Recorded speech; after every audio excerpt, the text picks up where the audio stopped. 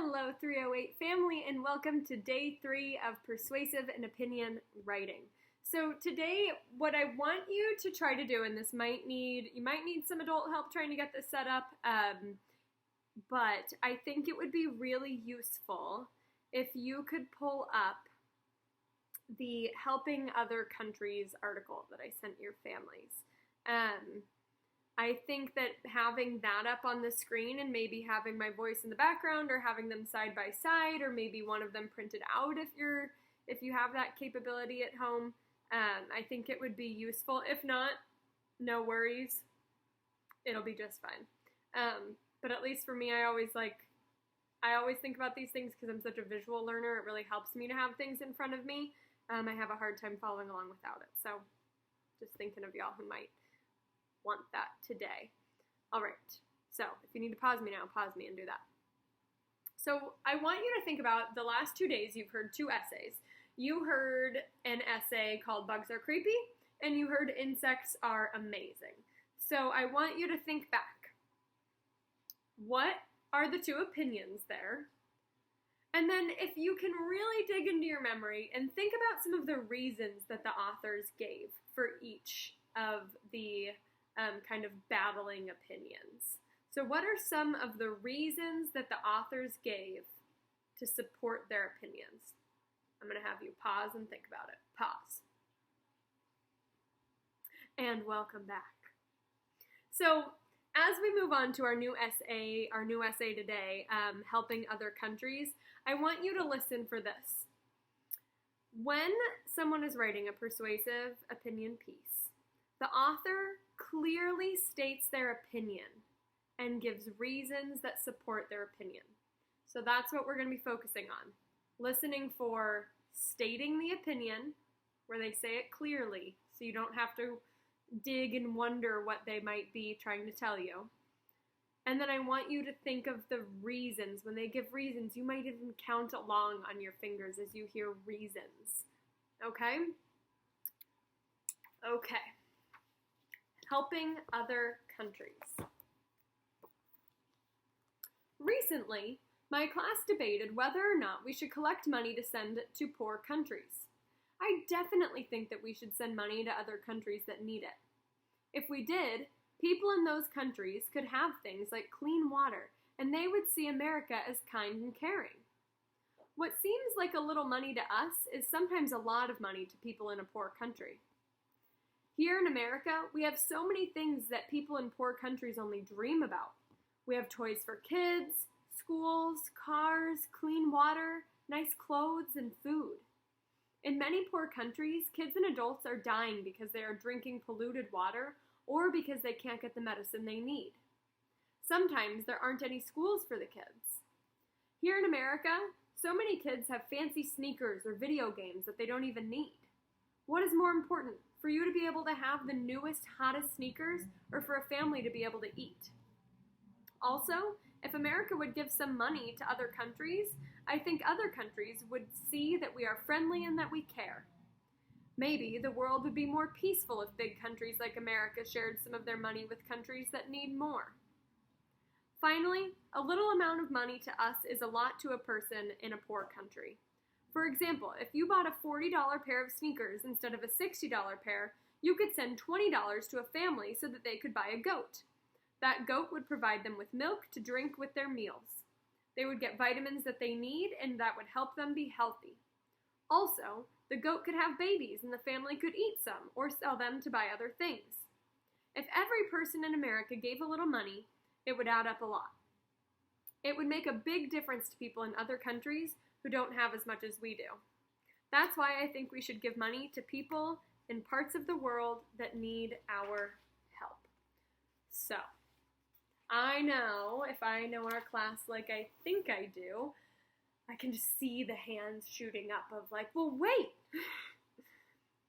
We know, because we've talked about, that a lot of families, even here in the United States, don't have food or access to medicine, or even in some cities, clean water.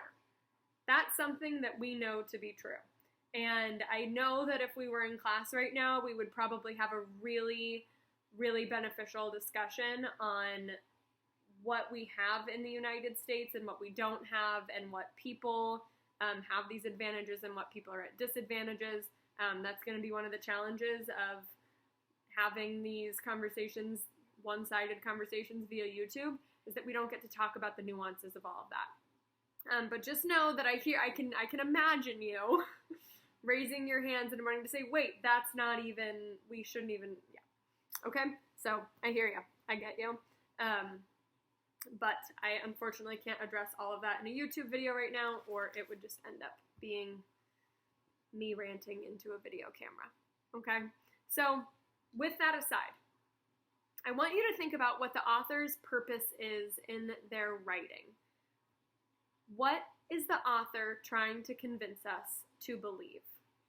Okay, so what is this author's opinion? I want you to pause and think about it. And now that you're back, I'm going to have 2 more questions for you. The next one is, who do you think this author's audience is? In other words, who is the author writing to? Who do they want to read this? Pause. And come back. In the sentence, I definitely think that we should send monies to countries that need it, the author clearly states their opinion in one sentence. Then they give us several reasons for their opinion. So right at the beginning of that story, they start us out by saying, I definitely think we should send money to other countries that need it. Notice that the author didn't say, I think it could possibly maybe be kind of a good idea if we might send money. No, they were very clear. I definitely think we should send money to other countries that need it. Okay? Now we're going to talk about some of the reasons that they give. Here's where I would normally call on all of you and ask you to remember or pull up a picture of it and a picture of the essay and ask you to share what you noticed for reasons. But instead, I'm going to have you pause and welcome back. So some of the reasons that I know the author gave was they said that we should give money to people in poorer countries so they have things like clean water and medicine.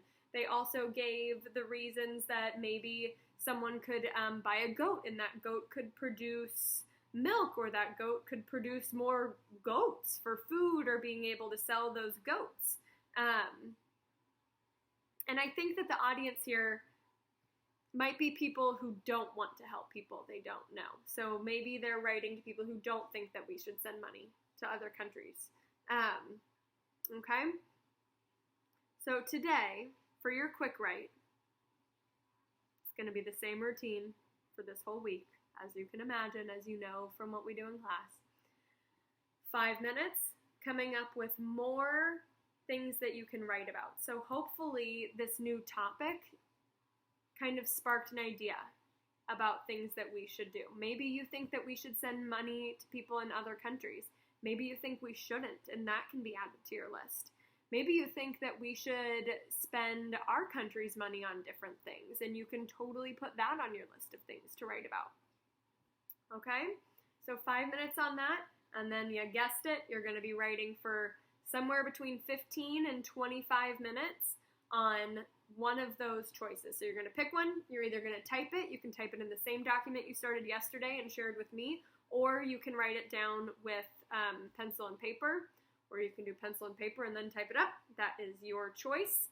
And I so badly wish that we could do the last part of this lesson, which is sharing. That's the part I miss the most right now. So, unfortunately, there's no way for me to have you guys share these out at the moment. But I wish I could. Share them with me. All right? Happy writing.